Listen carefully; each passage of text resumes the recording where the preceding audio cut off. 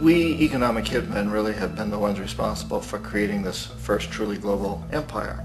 And we work many different ways.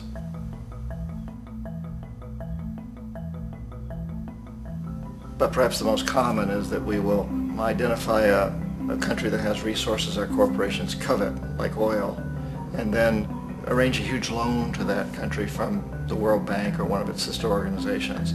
But the money never actually goes to the country. Instead, it goes to our big corporations to build infrastructure projects in that country, power plants, industrial parks, ports, things that benefit a few rich people in that country, in addition to our corporations, but really don't help the majority of the people at all. However, those people, the whole country is left holding a huge debt. It's such a big debt they can't repay it, and that's part of the plan, that they can't repay it. And so at some point we economic hitmen go back to them and say, listen, you owe us a lot of money, can't pay your debt, so sell your oil real cheap to our oil companies. Allow us to build a military base in your country, or send troops in support of ours to someplace in the world like Iraq, or vote with us on the next UN vote. To have their electric utility company privatized and their water and sewage system privatized and sold to U.S. corporations or other multinational corporations. So there was that whole mushrooming thing, and it's so typical of the way the IMF and the World Bank work, that you put a country in debt, it's such a big debt it can't pay it, and then you offer to refinance that debt and pay even more interest. And you demand this quid pro quo, which you call a conditionality or good governance, which means basically that they've got to sell off their resources, including many of their social services, their utility companies, their school systems sometimes, their penal systems, their insurance systems, to foreign corporations. So it's a double, triple, quadruple whammy. The precedent for economic hitmen really began back in the early 50s when democratically elected Mossadegh, who was elected in Iran, he was considered to be the hope for democracy in the Middle East and around the world. He was Time Magazine's Man of the Year. But one of the things that he'd run on and began to implement was the idea that foreign oil companies needed to pay the Iranian people a lot more for the oil that they were taking out of Iran. The Iranian people should benefit from their own oil. Strange policy. We didn't like that, of course.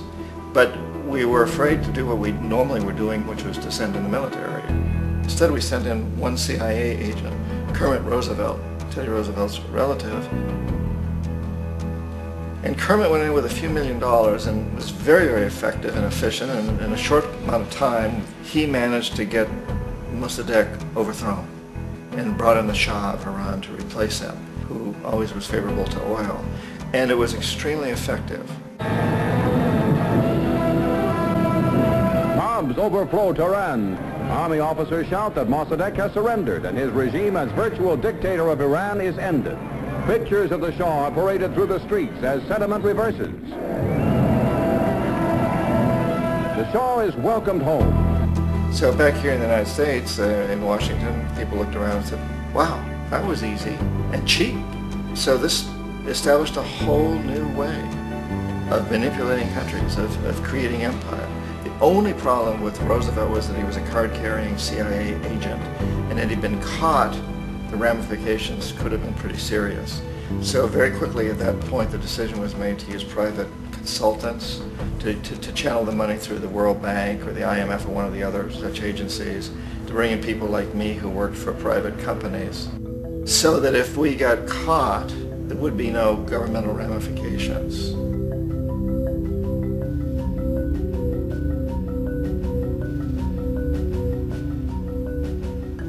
When Arbenz became president of Guatemala, the country was very much under the thumbs of United Fruit Company, the big international corporations. And Arbenz ran on this ticket that says, you know, we want to get the land back to the people. And once he took power, he was implementing policies that would do exactly that, give land rights back to the people. United Fruit didn't like that very much. And so they hired a public relations firm, launched a huge campaign in the United States to convince the United States people, the citizens of the United States, and the press of the United States, and the Congress of the United States, that Arbenz was a Soviet puppet, and that if we allowed him to stay in power, the Soviets would have a foothold in this hemisphere. And that at that point in time was a huge fear on everybody's mind, the Red Terror, the Communist Terror. And so, to make a long story short, Out of this public relations campaign came a commitment on the part of the CIA and the military to take this man out. And in fact we did. We sent in planes, we sent in soldiers, we sent in jackals, we sent everything in to take him out, and did take him out. And as soon as he was removed from office, the new guy that took over after him basically reinstated everything to the big international corporations, including United Fruit.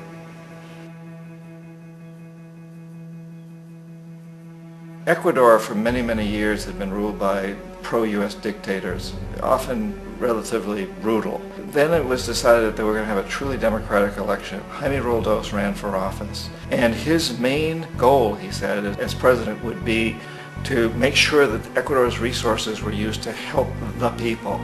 And he won, overwhelming, by more votes than anybody had ever won anything in Ecuador.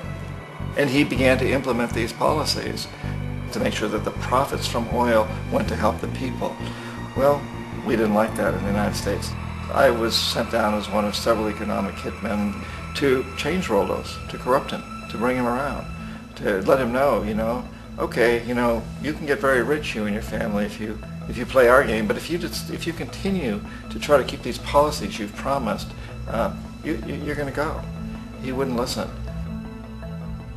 He was assassinated. As soon as the plane crashed, the whole area was cordoned off. The only people allowed in were U.S. military from a nearby base and some of the Ecuadorian military. When an investigation was launched, two of the key witnesses died in car accidents before they had a chance to testify. A lot of very, very strange things that went on around the assassination of Jaime Roldos.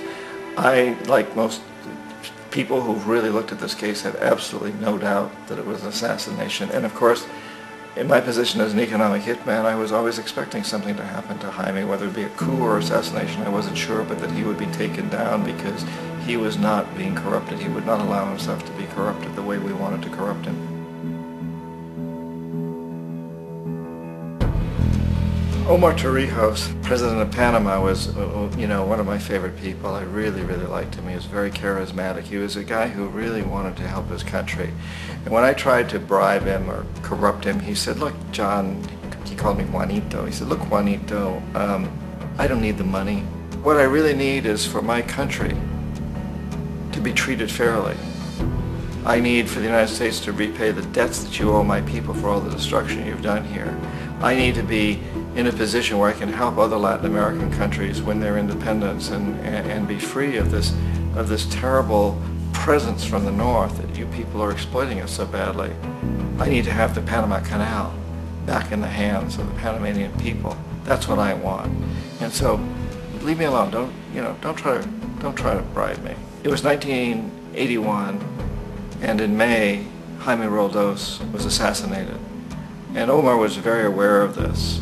Torrijos got his family together and he said, I'm probably next, but it's okay because I've done what I came here to do. I've renegotiated the canal. The canal will now be in our hands. He just finished negotiating the treaty with Jimmy Carter. In June of that same year, just a couple of months later, he also went down in an airplane crash, which there's no question was executed by CIA-sponsored jackals. Tremendous amount of evidence that one of Torrijos' security guards handed him at the last moment as he was getting on the plane a tape recorder, a small tape recorder that contained a bomb.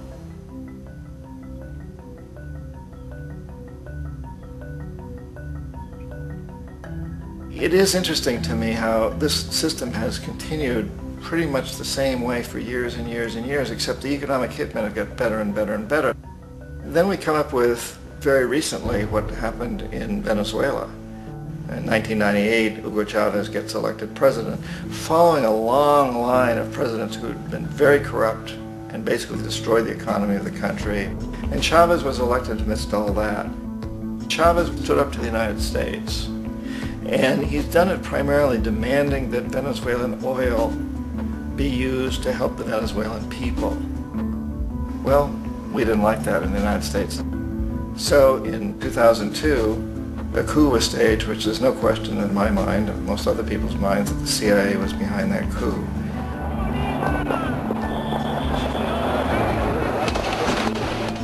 The way that that coup was fomented was very reflective of what Kermit Roosevelt had done in Iran, of paying people to go out into the streets, to riot, to protest, to say this Chavez is very unpopular. You know, if you can get a few thousand people to do that, television can make it look like it's the whole country, and things start to mushroom. Except in the case of Chavez, he was smart enough, and the people were so strongly behind him that they overcame it, which was a phenomenal moment in the history of Latin America.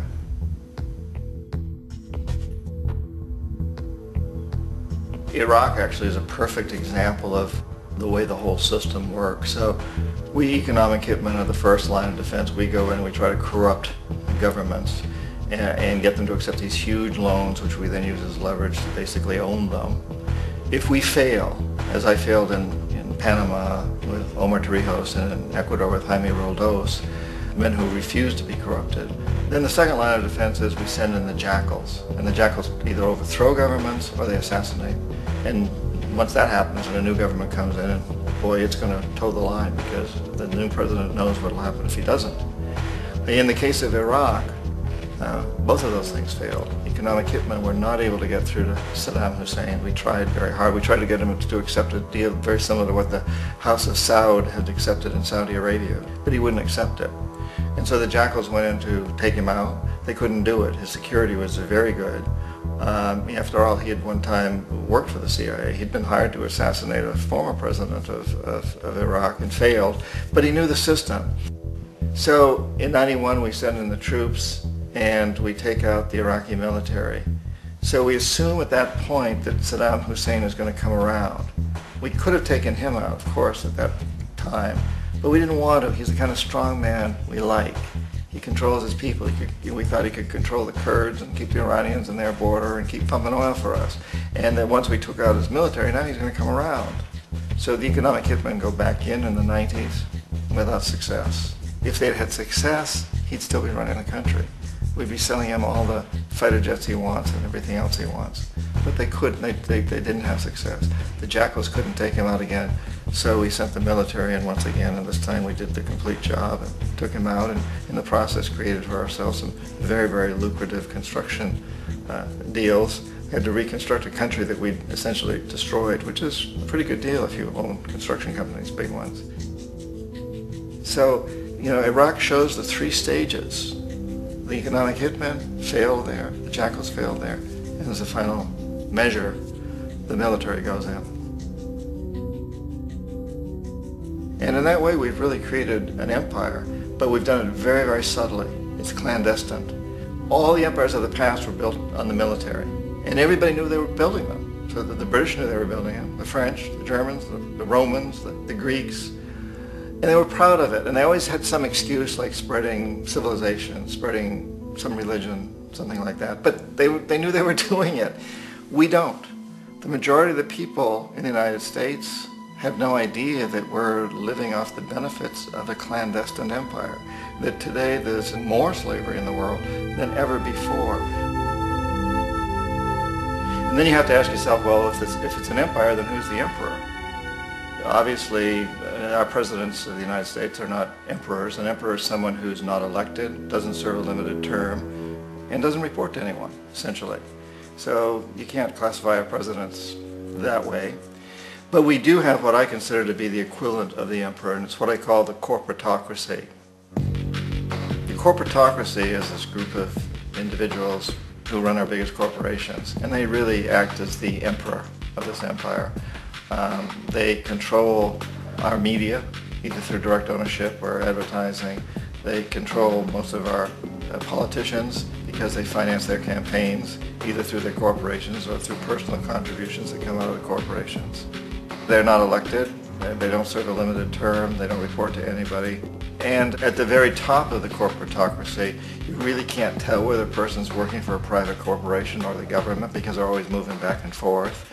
So, you know, you've got a guy who one moment is the president of a big construction company like Halliburton, and the next moment he's vice president of the United States, or the president who is in the oil business. And this is true whether you've got Democrats or Republicans in the office. You have them moving back and forth through the revolving door.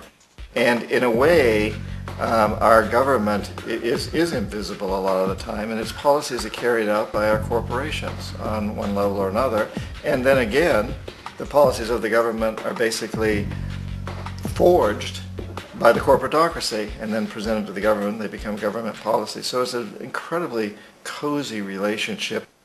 This isn't a conspiracy theory type of thing. These people don't have to get together and plot to do things. They all basically work under one primary assumption, and that is that they must maximize profits regardless of the social and environmental costs.